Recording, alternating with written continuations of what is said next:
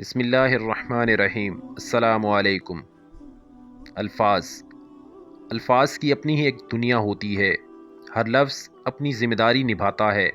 کچھ لفظ حکومت کرتے ہیں، کچھ غلامی، کچھ لفظ حفاظت کرتے ہیں اور کچھ وار۔ ہر لفظ کا اپنا ایک مکمل وجود ہوتا ہے۔ جب سے میں نے لفظوں کو پڑھنے کے ساتھ ساتھ سمجھنا شروع کیا تو سمجھ آیا لفظ صرف معنی نہیں رکھتے، یہ تو دانت رکھتے ہیں جو کاٹ لیتے ہیں، یہ ہاتھ رکھتے ہیں جو گریباں کو پھاڑ دیتے ہیں، یہ پاؤں رکھتے ہیں جو ٹھوکر لگا دیتے ہیں۔ اور ان لفظوں کے ہاتھوں میں لہجے کا اسلحہ تھما دیا جائے تو یہ وجود کو چھلنی کرنے پر بھی قدرت رکھتے ہیں۔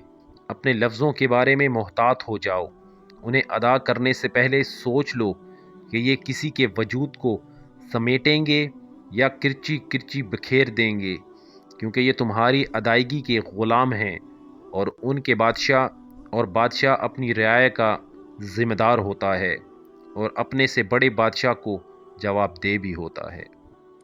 والسلام۔